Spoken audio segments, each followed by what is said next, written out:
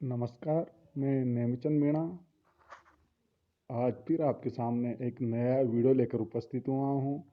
आज का हमारा टॉपिक है भारतीय आर्थिक पर्यावरण और भारतीय अर्थव्यवस्था की मौलिक विशेषताएं। ये बहुत ही महत्वपूर्ण क्वेश्चन है, अधिकांश एग्जाम में पूछा जाता है, तो हम इसको स्टार्ट करते हैं। भारतीय अर्थव्यवस्था की विशेषताएं। इसमें जो पहली विशेषता है, विकासशील एवं विस्तृत अर्थव्यवस्था। भारत देश बहुत ही विशाल है, बहुत ही विस्तृत है। भारत का क्षेत्रफल 32,87,263 किलोमीटर है। लगभग भारत की जनसंख्या 130 करोड़ से भी अधिक है। भारत का क्षेत्रफल के दृष्टिकोण से विश्व में 7वां स्थान तथा जनसंख्या के दृष्टि से विश्व में दूसरा स्थान है। ये इसकी विशालता एवं विस्तृत अर्थव्यवस्था को बताता है। दूसरी विशेषता है इसमें विकासशील अर्थव्यवस्था। भारतीय अर्थव्यवस्था अर्धविकसित एवं विकासशील अर्थव्यवस्था है।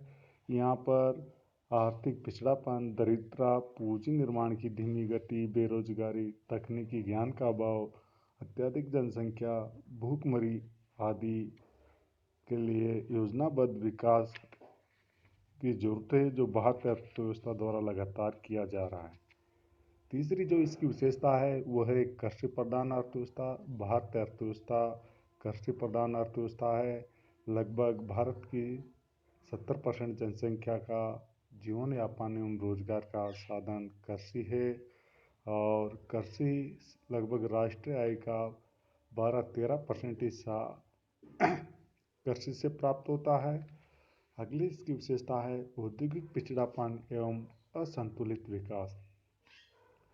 भारतीय अर्थव्यवस्था औद्योगिक दृष्टि से काफ़ी पिछड़ी हुई है। लगभग भारतीय राष्ट्रीय आय का जो 30% हिस्सा है वह उद्योगों से प्राप्त होता है। ये लगभग 15-17% रोजगार उद्योगों से प्राप्त होता है, लेकिन फिर भी ये बहुत ही पिछड़ा हुआ है।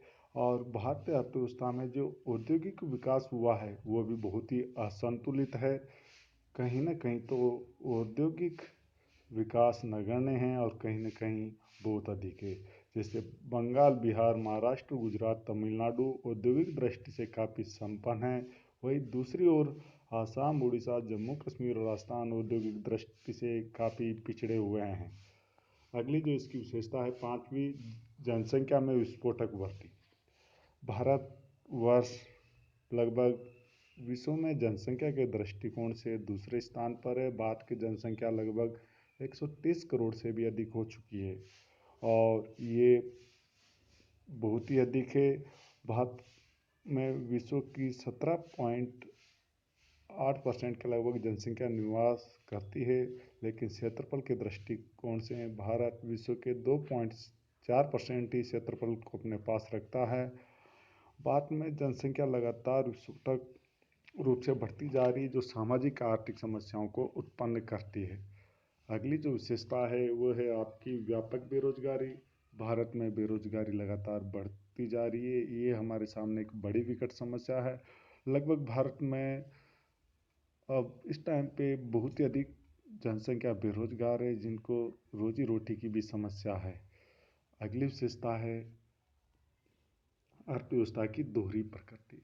भारतीय अर्थव्यवस्था में लगभग दोहरी प्रकृति देखने को मिलती है। एक और इसमें ग्रामीण क्षेत्र है जो अत्यधिक पिछड़ा रूढ़िवादी है। दूसरी ओर छोटे छोटे शहरों में विकसित और शिक्षित लोग रहते हैं जो आधुनिक लगते हैं।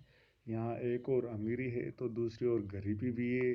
दोनों ही प्रकार की प्रकृति यहाँ पर देखने को मिलती है। अगली जो विशेषता है, भारत में राष्ट्रीय आय प्रति व्यक्ति आय का जो स्तर है वो बहुत ही कमज़ोर है। विकसित राष्ट्रों की तुलना में देखें तो ये बहुत ही कमज़ोर है, जो भारतीय अर्थव्यवस्था को पिछड़ी हुई को बताने के लिए पर्याप्त है। पूंजी निर्माण की धीमी गति। भारतीय अर्थव्यवस्था में पूंजी निर्माण की गति बहुत ही धीमी हुई है, जो विकसित राष्ट्रों की अपेक्षा बहुत कम है, जो हमारे पिछड़ेपन के लिए बहुत अधिक जिम्मेदार है। अगली जो विशेषता है निरंतरता का कुचक्र। भारतीय अर्थव्यवस्था एक निरंतरता के कुचक्र में फंसी हुई है, जहाँ पर आर्थिक पिछड़ेपन के लिए जिम्मेदार है। यहाँ पर उत्पादन और रोजगार का स्तर नीचा है, जिसके कारण उपभोग, बचत और पूंजी निर्माण की गति धीमी है। अगला जो विशेषता है इसकी वह है तकनीकी पिछड़ापन। भारतीय अर्थव्यवस्था तकनीकी रूप से बहुत ही पिछड़ी हुई है। यहाँ पर आज भी परंपरागत तकनीकों का बोलबाला है और हम उत्पादन के दृष्टिकोण से विदेशी तकनीकों के सामने, उन्नत तकनीकों के सामने नहीं टिक पाते हैं, क्योंकि हमारे यहाँ लागत अधिक आती है। अगली जो विशेषता है, यहाँ पर विकसित यातायात संचार के साधनों का अभाव पाया जाता है, जैसा कि विदेशों में। हमारे यहाँ पर ऐसा कुछ नहीं है।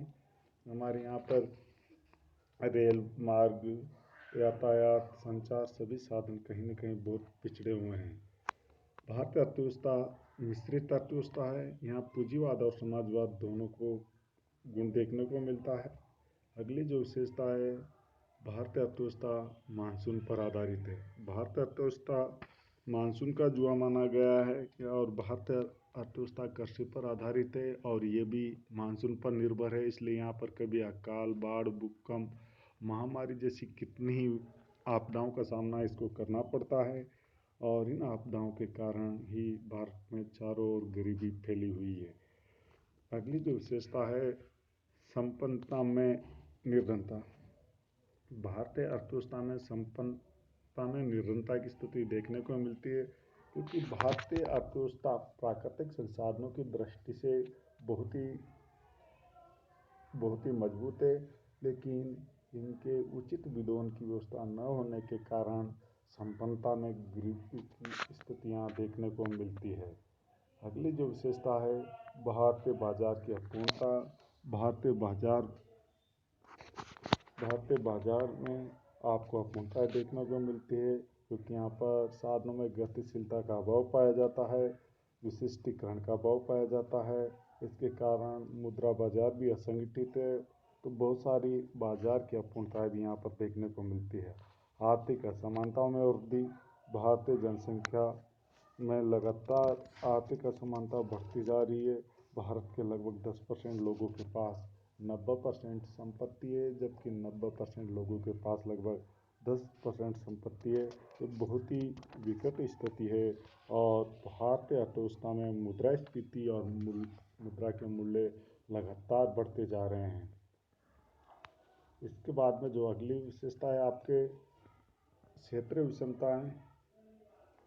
क्षेत्रीय विषमताएं भी हमें यहाँ पर बहुत अधिक देखने को मिलती है, क्योंकि जो विकसित राज्य हैं, जैसे जहाँ पर औद्योगिक दृष्टि से जो विकसित है, गोवा, हरियाणा, महाराष्ट्र, पंजाब, इनमें प्रति व्यक्ति आय बहुत अधिक है, जबकि जम्मू कश्मीर, उड़ीसा और असम में प्रति व्यक्ति आय बहुत ही कम देखने को मिलती है।